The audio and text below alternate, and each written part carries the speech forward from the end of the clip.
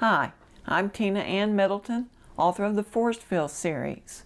I would like to welcome you to the writing journey, where we encourage and inspire each other in the craft of writing. Today we'll talk about how to go from that great idea to a great book and some of the obstacles in between. We'll be right back.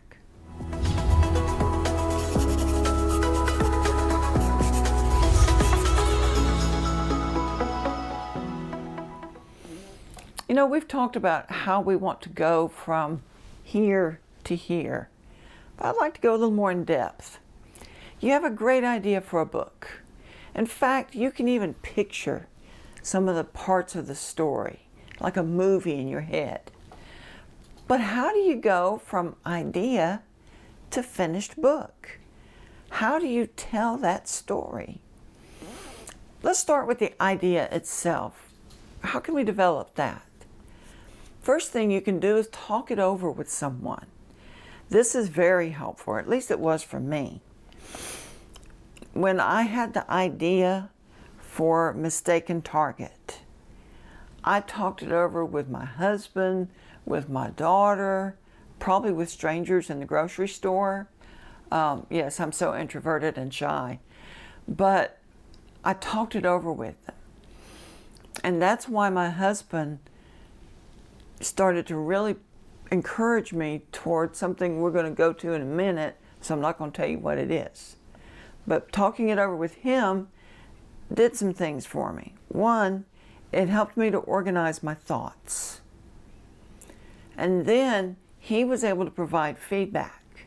Those wonderful 2 words, what if? What if your character did this? What if you had this happen? And he provided just boatloads of encouragement for me. I would probably not be writing and publishing today if it was not for the encouragement that I got from my husband and from others. So you've worked on your idea. Here's the next part. Write it down. You can do it as an outline. You can take notes. That's what my husband encouraged me to do.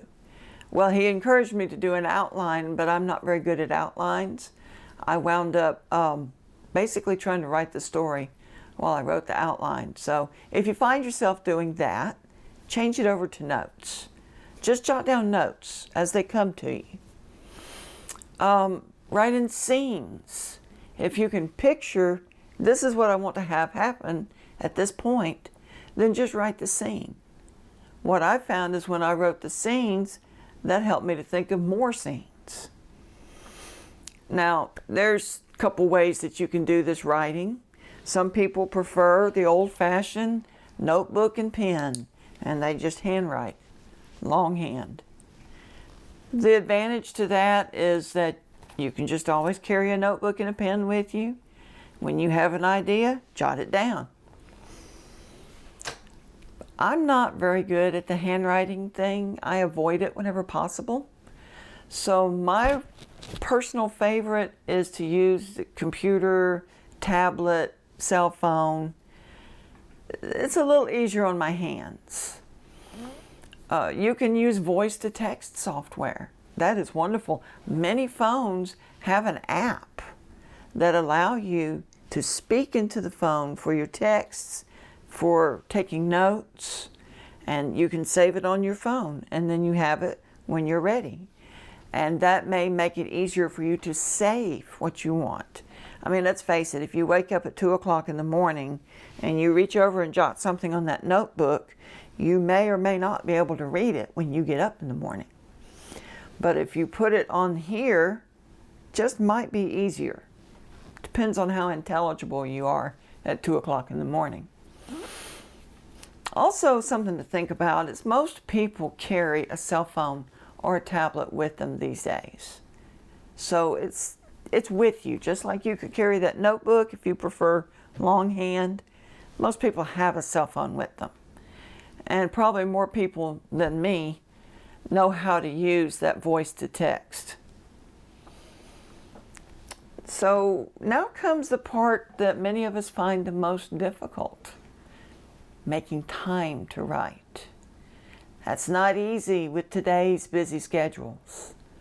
Many of us have jobs on the outside.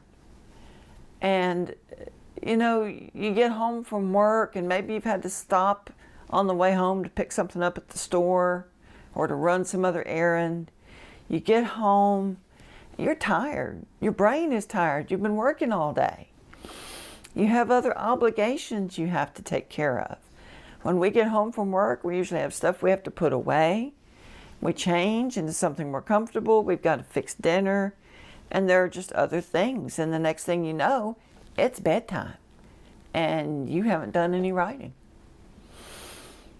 Now, let's say you're not employed outside the home. You stay at home and you're thinking, well, hey, I can get lots of writing done then. You can, but you have to be aware of other things that can stop you, other obstacles. How about distractions? Family obligations, housework, kids coming in or the spouse coming in saying, hey, I need this, or can you come help me with that? People calling you to say, hey, how you doing? And can you help me with something? So we've got those distractions. Social media. How many times have we said, now I'm just going to get on Facebook for a few minutes and then I'm going to get up and do whatever, or I'm going to work on my story. And the next thing we know, it's been an hour and now we don't have time to work on the story because we have to go take care of those other obligations.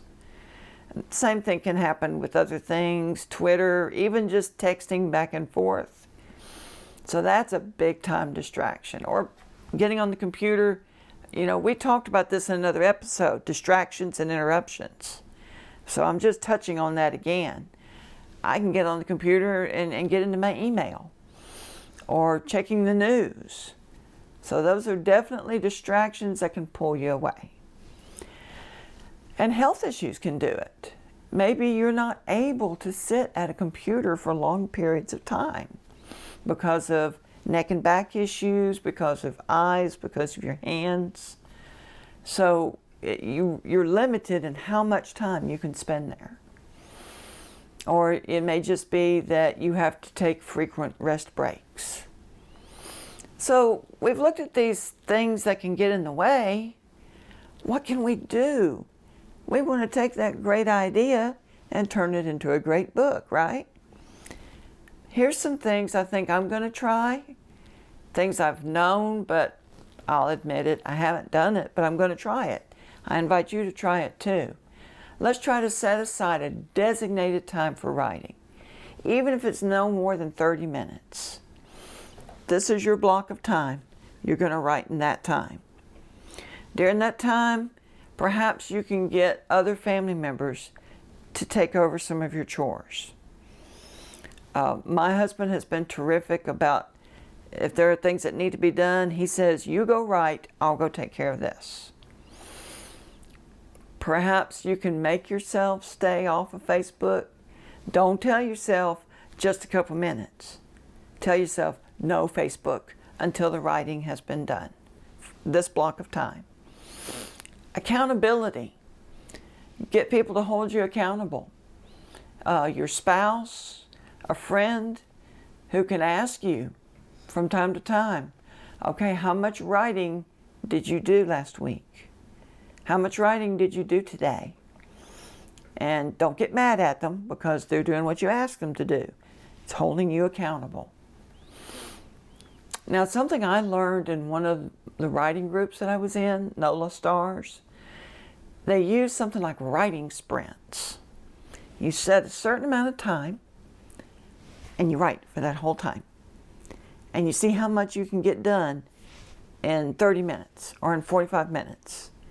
And I know you might be thinking, well, Tina, didn't you just say something about setting a designated time? Well, that's setting time that you're saying, I'm going to write at this time. Then you go to that time and you set yourself that timer.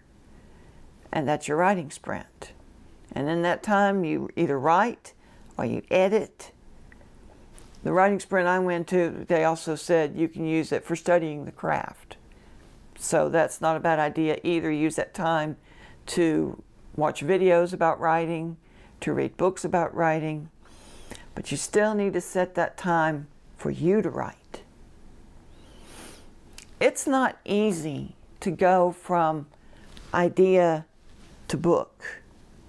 A lot of us get discouraged. We get frustrated.